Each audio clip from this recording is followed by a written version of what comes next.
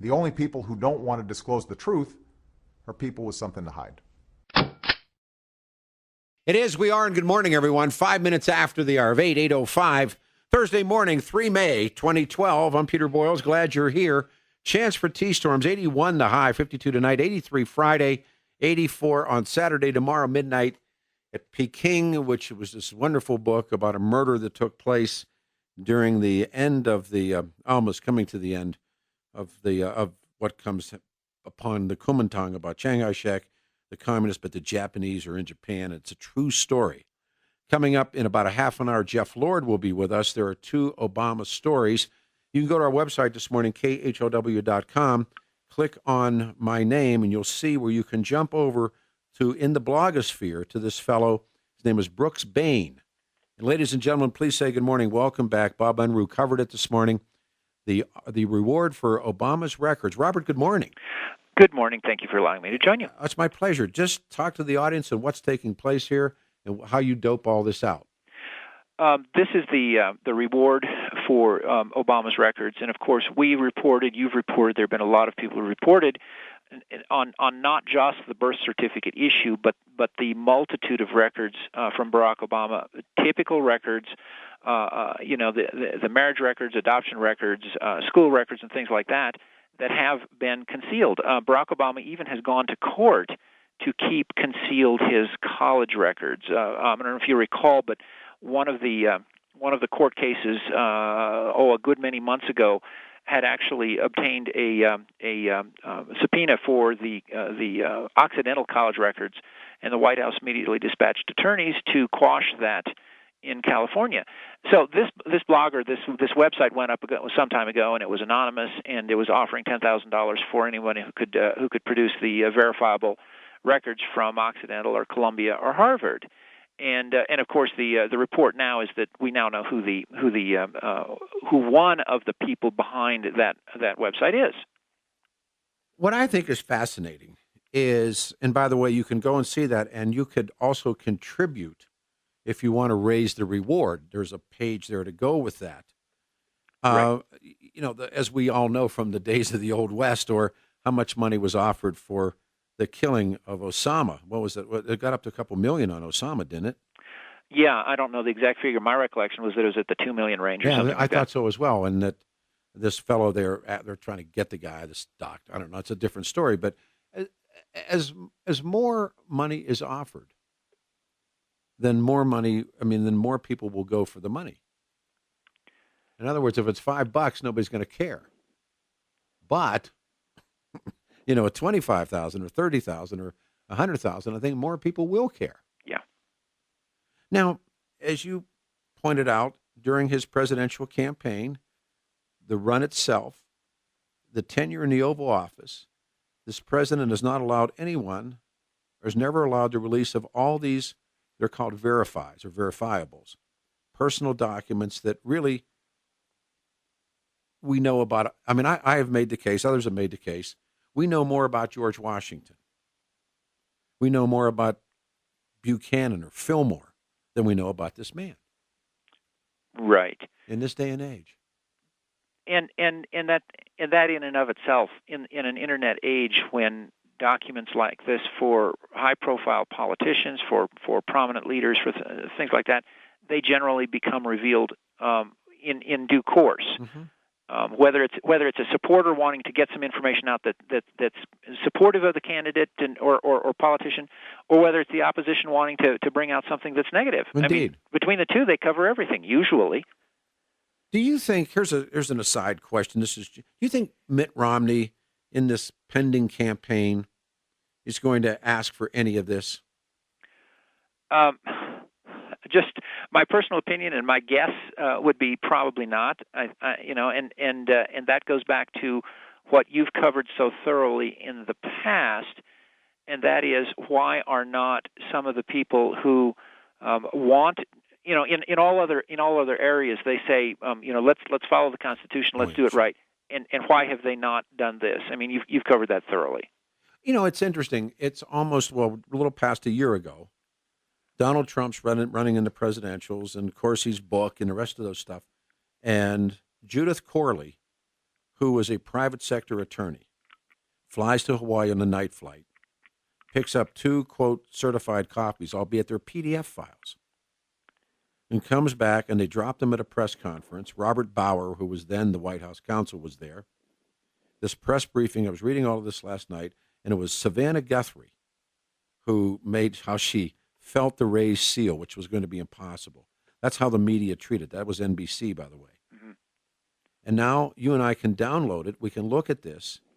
And so many people have looked at this birth certificate, so-called, and seen, look, they say there's, different typewriters. And you've seen all of this. I mean, Bob, you're great at this stuff. You've seen this as well as I've seen it.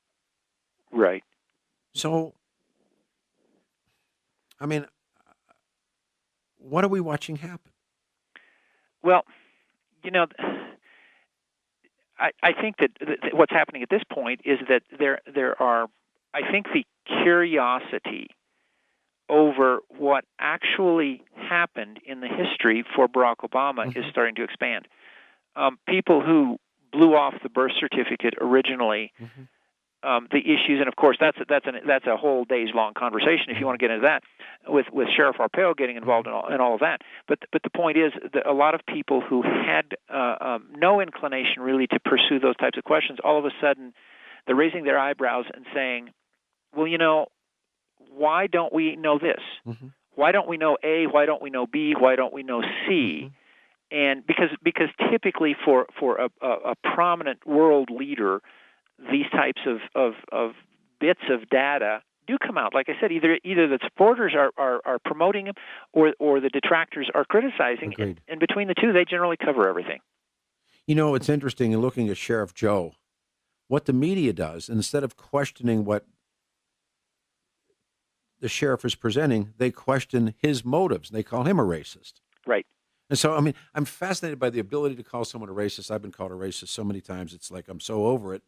And like these people who they won't do it by calling you, they'll do it by these weird emails. But that seems to want to answer the question of how can this man, like I said, we know more about George Washington or Millard Fillmore, James Buchanan, than we know about Barack Obama.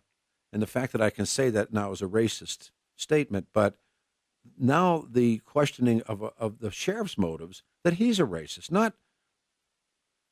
I mean, he presents these facts, or at least these questions, and so now those questions are racist. Right. And I've been watching the Nationals. You've been great at watching the Nationals, and nothing. And now this guy comes up with a great idea. And like I said, if you want to join in on this, you can go to KHW.com, and you can read what they say, and you can send $5. Well, and if you watched the news conference that Sheriff Arpaio had, the original news conference back some weeks ago, the Q&A after the fact completely ignored anything he said, the issue at hand. No, I watched it. Yeah, and that just baffled me because I've worked with, in my reporting career, I've worked with a lot of these organizations, and I'm knocking my head here and baffled, saying, these are mostly good reporters. What is going on that they're not asking these questions? Oh, well, they don't. Well, don't. I have the thing. Don't ever ask a question you don't know the answer to. We watched it here with Pat Sullivan, and now comes this woman is manufactured. Have you caught up on this altogether? The New York girlfriend is a composite. Yeah, I saw all this reporting yesterday. The Vanity Fair published that extract from that section from the coming Barack Obama the story. Yeah. And what an incredible title! It's very, very, very impressive. Yeah. But anyway, yeah, that's I guess it's for people who have investigated this and watched this go down. It's confirmation of what's happening. Sure. Now, what do you think Vanity Fair is going to do with this? No clue at this point. Yeah. But I heard some of the people talking last night, and they're saying, well, this person in the biography was a composite. Mm-hmm. She doesn't exist. Yeah, and so the joke was, well, that's to be expected. So is the birth certificate. Yeah, or that he's a composite. Yeah. And it's really interesting how the Clear Blue, we just had Andrew Goss on. And Andrew Goss says, "Oh yeah, of course." Yeah. And so now what? Well, if I have my biography and it's revealed that and I present it as the biography or autobiography, however you want to. There's arguments over who wrote it, but that's fine. If I present that as my life story, and then all of a sudden it's revealed that, well, we just kind of fabricated this part of the chapter, that's logical for anyone then to say, well, what about the rest of the book? Oh, sure. I mean, what lie on one, right? Right, yeah. right. What else is a composite? What else was kind of just made up to make the story? And at this point, we really don't know. The other part of that is, and it's been pointed out by lots of people, this ended the careers of many so-called reporters, journalists, and book writers. Now, why won't it end his career? People that, I can't think of that guy's name that was on Oprah and the rest of it. I just wonder, how quickly this will all be driven by. It didn't happen. Yeah, I don't know. It's like a warp, a time warp that this information exists in. It doesn't exist. It only exists in the blogosphere and on very rare and talk shows. This happens to be one of them, for good or for bad. But nobody else in this building will touch this.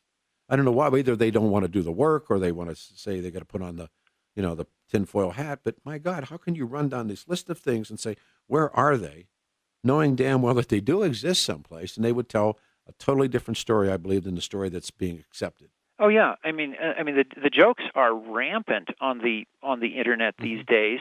Here the American media can track down a CIA prostitute in South America and the other side of the world in a matter of hours, but we can't track down the basic records for the sitting U.S. president.